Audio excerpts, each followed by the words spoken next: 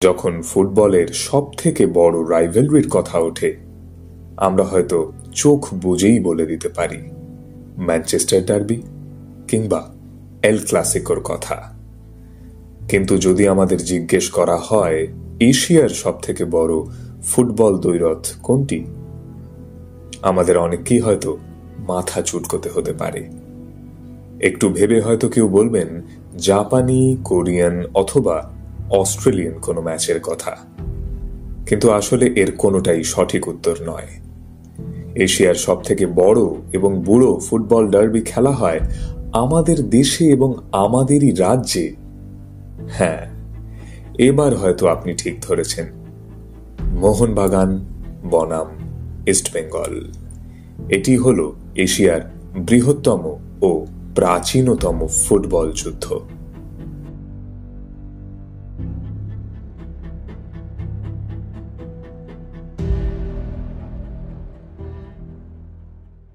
মোহনবাগান এবং ইস্টবেঙ্গল শুধু দুটো নাম নয়, যেন দুটো মন্ত্র।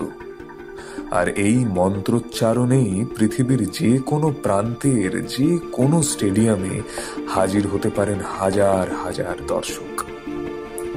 এই ম্যাচ দেখার জন্য বাঙালি রাত জেগে টিকিটের লাইন দিতে পারে। এই ম্যাচ দেখার জন্য বাঙালি রোদ, ঝড়, বৃষ্টিকে উপেক্ষা করে মাঠে পৌঁছতে পারে। এই ম্যাচ হেরে গেলে অনেক বাড়িতে ভাতের হাঁড়ি চাপে না রাত্রিবেলা। আবার এই ম্যাচের ফলাফলের প্রভাব পড়ে বাংলা বাজার অর্থনীতিতেও।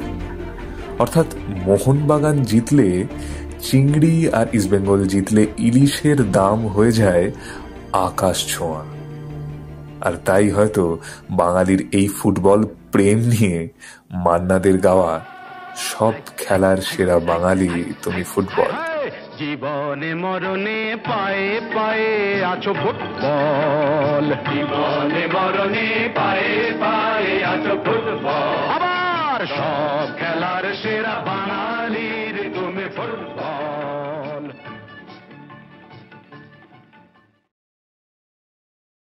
মোহনবাগান বনাম ইস্টবেঙ্গল ম্যাচের নাম আগে ছিল কলকাতার বড় ম্যাচ।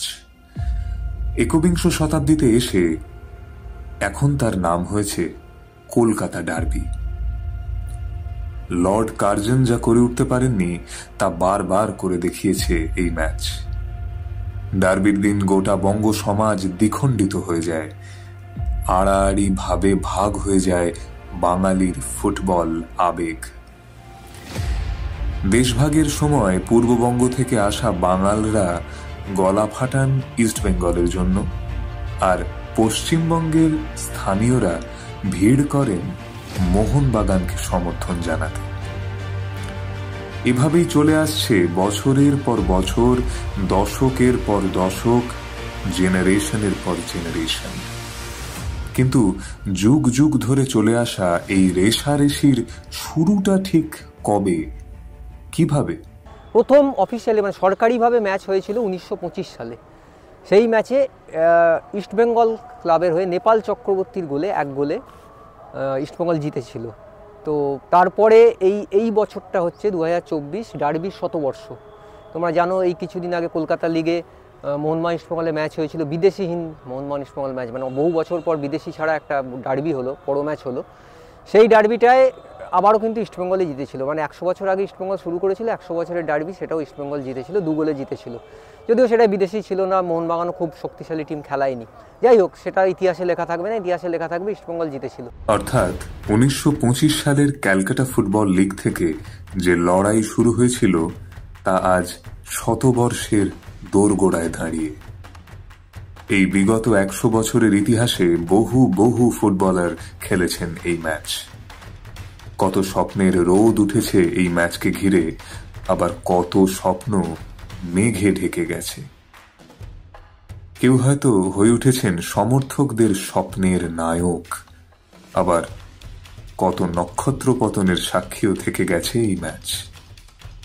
আর তাই এই ম্যাচ সমর্থকদের মতোই খেলোয়াড়দের কাছেও অত্যন্ত স্পেশাল। সবুজ মেরুন বা লাল হলুদ জার্সিধারীদের মনের মণিকোঠায় জমা হয়ে আছে এই ম্যাচ খেলার স্মৃতি।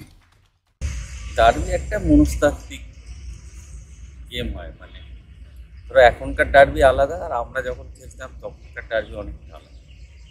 কেন আমাদের সময় আমরা ধরো গাড়ি করে আসতাম না, আমরা ট্রেনে বা বাসে বা রাস্তায় কোথাও বাড়িতে থাকলে সেখানে বাড়ির মা বাবারাও ডার্বি নিয়ে কথা বলতো। পাড়ার লোক, বাজারে গেলে কোথাও কিছু খেতে গেলে সেই দোকানেও বলতো যে তাহলে ডার্বিতে গোল করতে হবে।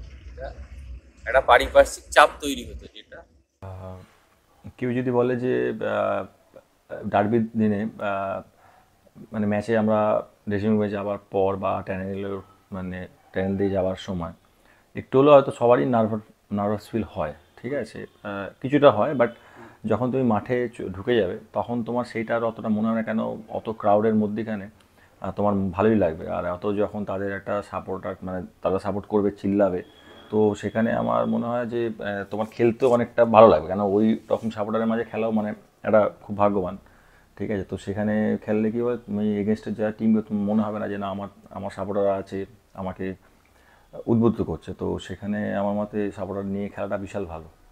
মোহনবাগান ইস্টবেঙ্গল ম্যাচ মানেই স্টেডিয়ামের শব্দ ব্রহ্ম। একদিকে মোহনবাগান মোহনবাগান আর অপরদিকে ইস্টবেঙ্গল।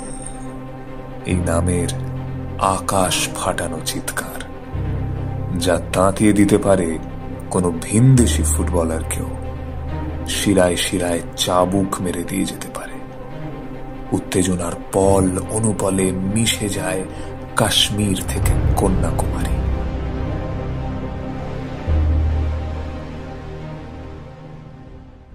বেসিক্যালি এটা প্রত্যেক প্লেয়ারের উপরে ডিপেন্ড করে কোন ম্যাচটাকে কিভাবে ওরা নিচ্ছে। আমায় যদি জিজ্ঞেস করে, আমার মনে হয় ইস্ট বেঙ্গল মোহনবাগান ম্যাচটাকে আমি অন্যভাবে প্রিপারেশন নিতাম, কিংবা আমি মনে করতাম this is one of the best match, easiest match. কারণ হচ্ছে প্রচুর লোক দর্শক হতো মাঠে, আর একটাই চিৎকার তুমি সবসময় পেতো, সেটা হচ্ছে ইস্ট বেঙ্গল, আর একটা গ্যালারি থেকে মোহনবাগান। whereas অন্য ম্যাচে ক্রাউড একটু কম হতো, প্রেশার আসতো প্লেয়ারের উপরে। কেউ যদি গ্যালারি থেকে কিছু বললে মানে ইউজ টু গেট নার্ভাসনেসটা এসে যেত মানে প্লেয়ারের মধ্যে। তো যেটা আমি বললাম, অবশ্যই কিন্তু প্রত্যেক ম্যাচ আমাদের কাছে একটা ইম্পর্টেন্ট ম্যাচ, কারণ হচ্ছে সব ম্যাচে আমাদেরকে জিততেই হবে। But I think for me I always felt as east Bengal Mohun Bagan match was A complete different match, কারণ আমি সাপোর্টার যত বেশি আসবে তত তাদের সামনে খেলতে আমার মজাটা একটু অন্যরকম ছিল। দেশভাগের পর থেকে মোহনবাগান এবং ইস্টবেঙ্গলের লড়াই ফুটবল মাঠের সীমানা ছাড়িয়ে ঢুকে পড়েছে আমাদের সমাজে, চিন্তায়, মননে, সাহিত্যে, সঙ্গীতে, চলচ্চিত্রে, রাজনীতিতে, এমনকি স্পন্সরশিপেও। সাহিত্যক্ষেত্রে প্রথমেই যার নাম আসবে তিনি বিভূতিভূষণ বন্দ্যোপাধ্যায়। তার লেখাতে বারবার উঠে এসেছে কলকাতা ময়দানের কথা। তারানাথ তান্ত্রিকের গল্পে মোহনবাগান প্রসঙ্গ আজকের জেনারেশনের কাছেও অজানা কিছু নয়। সঙ্গীত জগতে শচীন দেব বর্মন ছিলেন কট্টর ইস্টবেঙ্গল সমর্থক। তার সাথে ডার্বি দেখতে যাওয়ার নানান মজার গল্প বিভিন্ন সাক্ষাৎকারে বলেছেন মোহনবাগানি মান্না দে। তবে সিনেমা জগতে উত্তম কুমার, ভানু বন্দ্যোপাধ্যায়দের তাদের ক্লাবের প্রতি ভালোবাসা এই রেশারেশিকে অন্য মাত্রায় পৌঁছে দিয়েছিল। সিনেমা জগতে উত্তম কুমার বনাম ভানু বন্দ্যোপাধ্যায় একটা মারাত্মক রেশারেশি ছিল। উত্তমবাবু মোহনবাগানের অন্ধ সমর্থক ছিলেন, অন্ধ সমর্থক মানে অন্ধ, আর ভানু বন্দ্যোপাধ্যায় ছিলেন সেরকমই ইস্টবেঙ্গল সমর্থক। এবং যেদিন মোহনবাগান ইস্টবেঙ্গল খেলা হতো শুটিংয়ে তাদের মন থাকতো না, এইরকম পর্যায়ে। একবার আমি মনে আছে এই রোবার্টস তখন মুম্বাইয়ে হতো, মুম্বাইয়েরই টুর্নামেন্ট ওটা, ওই সুব্রত ভট্টাচার্যরা খেলতে এসেছেন তখন অমানুষের শুটিং হচ্ছে। তো উত্তম কুমার সুব্রত ভট্টাচার্য শুটিং দেখতে গেছেন, শুটিং থামিয়ে সুব্রতকে ডেকে বলেছিলেন, কিরে এবার রোবার্সটা জিতবি তো, জিততে পারছিস না কেন তোরা? মানে এই লেভেলে তাদের ভালোবাসা ছিল মোহনবাগানের প্রতি। ভানু বন্দ্যোপাধ্যায়, সাবিত্রী চট্টোপাধ্যায় ইস্টবেঙ্গলের সমর্থক ছিলেন, এবং আমি যে বই দুটো লিখেছি তাতে এই গল্পগুলো খুব ভালো আছে। যেদিন ইস্টবেঙ্গল জিততো তিনি উত্তম কুমারকে ইলিশ মাছ রেঁধে খাওয়াতেন আর কি, নিয়ে যেতেন, সেটা আরও রাগানোর জন্য, কিন্তু উত্তমবাবু খুব ভালোবাসতেন। গত 100 বছরে বহু বহু ম্যাচ খেলেছে এই দুই দল। কখনো ইস্টবেঙ্গল জিতেছে তো কখনো জিতেছে মোহনবাগান। যেমন 60-এর দশক ছিল মোহনবাগানের স্বর্ণযুগ। লিগ, শিল্ড, ডুরান্ড, রোভার্স জাতি হাত দিয়েছে, সোনা ফলিয়েছে তারা। তারপর 70-এর দশকে ভাগ্যের চাকা ঘোরে ইস্টবেঙ্গলের।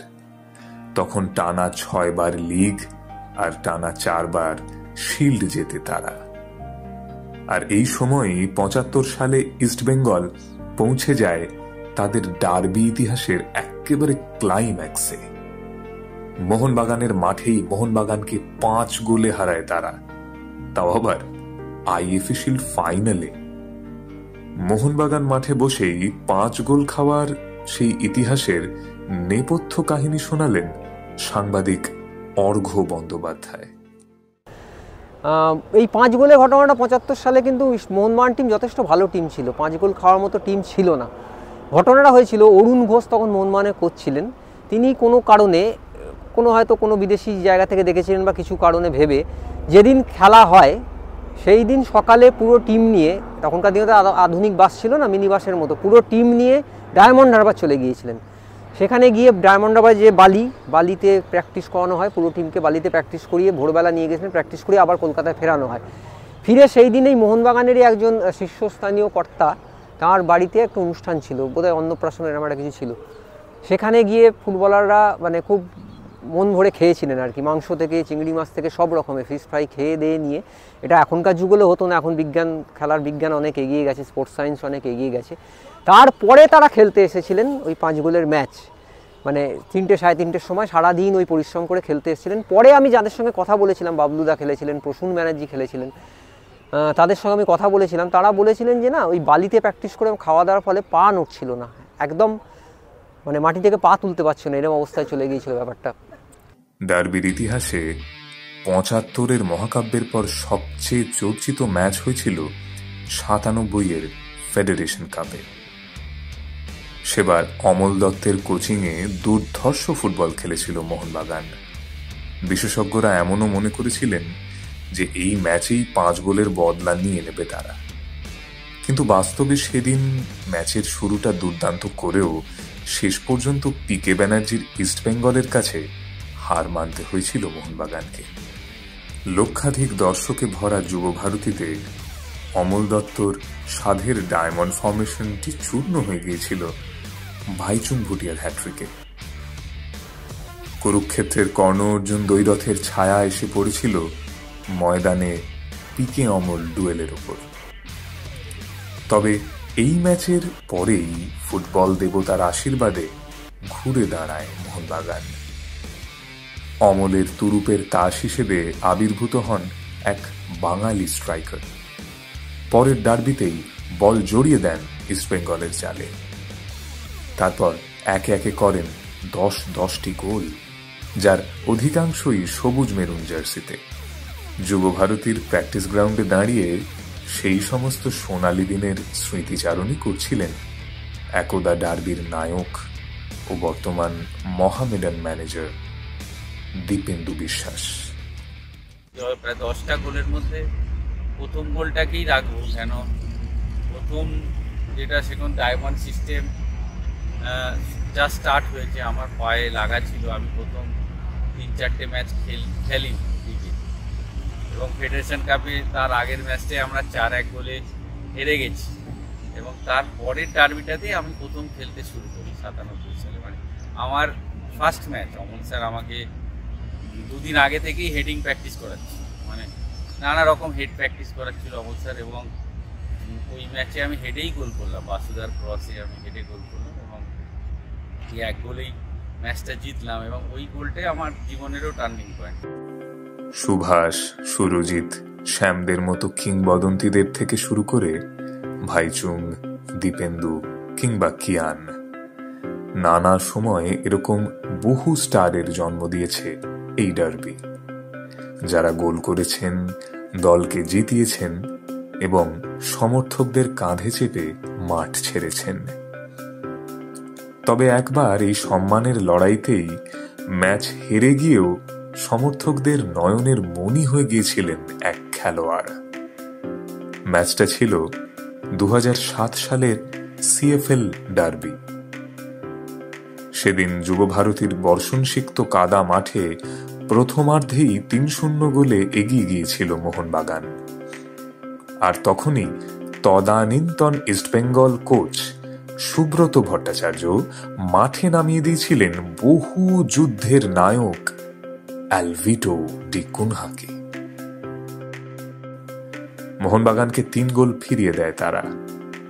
শেষ পর্যন্ত 4-3 গোলে ম্যাচ মোহনবাগান জিতলেও ময়দানের বটতলায় কান পাতলে আজও শোনা যায় সেদিনের পিছিয়ে পড়া ইস্টবেঙ্গলের কথা। আর ইস্টবেঙ্গল মাঠে বসে আমাদের এ কথাই বলছিলেন সকলের প্রিয় অ্যালভি। অবশ্যই ওই ম্যাচ নিয়ে অনেকজনই কথা বলে কি আলভি নাকি একাই মোহনবাগানকে শেষ করে দিয়েছে, কিন্তু অবশ্যই অ্যাজ এ প্লেয়ার আমি তো মাঠে থাকি, মাঠে তো 11 জন থাকি প্লেয়াররা, ওদের সাপোর্ট না পেলে আমার মনে হয় না আমি একা কিছু করতে পারতাম। এখানে অবশ্যই আমি টার্নওভার করলাম 3 গোলে ডাউন, 3-1, তারপরে 4-1, 3-4-2, 4-3, আর অনেকক্ষণ বাকি ছিল ম্যাচ। তো মনে হচ্ছিল যে কোনো সময় আমরা জিততে যাব, কিন্তু মাঠের কাদা মাঠের জন্য বল 2-3বার আটকে গিয়েছে। কিন্তু যাই হোক, এটা অবশ্যই one of the best match, but if it had to be on the winning side আমার মনে হয় ডেফিনেটলি আমার নিজেরই ভালো লাগতো। হয়তো অনেকজন আজকে বলে কি আলভি ওই ম্যাচটা একা খেলে নিয়েছে, শুনতে ভালো লাগে, কিন্তু আলটিমেটলি যখন রেজাল্টটা দেখতে যাই ওই ম্যাচে আমি ভালো খেলেছি, কিন্তু result is on the losing side, এটা একটু খারাপ লাগে। ঘটি বাঙালের এই লড়াইতে এমন আরও অজস্র অসংখ্য স্মরণীয় ম্যাচ রয়েছে যার সব নিয়ে আলোচনা করতে গেলে সময়ের কুল কিনারা খুঁজে পাওয়া যাবে না। সিএফএল, এনএফএল, আই লিগের পর আইএসএল এর মঞ্চেও এখন কলকাতা ডার্বি। $1 মিলিয়ন লিগে এসে আন্তর্জাতিক ছোঁয়া পেয়েছে বাঙালির এই আবেগের ম্যাচ।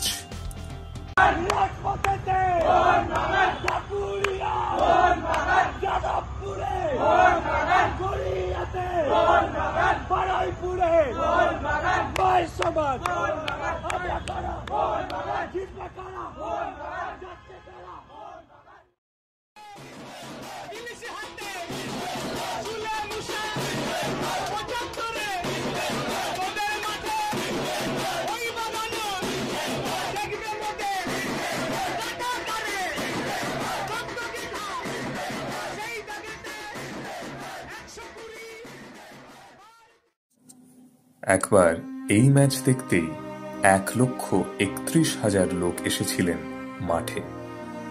আবার এই দুই দলের ম্যাচ দেখতে গিয়েই প্রাণ হারিয়েছিল 16 জন তরুণ। ডার্বি মানেই একদিকে যেমন নস্টালজিয়া, আরেকদিকে সেই মন কেমনের অনুভূতি। ডার্বি মানেই শহরের অলি গলি রাজপথ যুব ভারতীতে মিশে যাওয়ার দিন, যার একদিক দখল করে নেয় পাল তোলা নৌকাবাহী মেরিনার্সরা, আর উল্টো দিক থেকে তাল ঠোকে লাল হলুদের মশাল বাহিনী। বারবার ফিরে আসুক রক্তের গতি বাড়িয়ে দেওয়া সেই মহেন্দ্রক্ষণ, আর এভাবেই বেঁচে থাকুক ভারতীয় ফুটবলের শ্রেষ্ঠ উৎসব কলকাতা ডার্বি।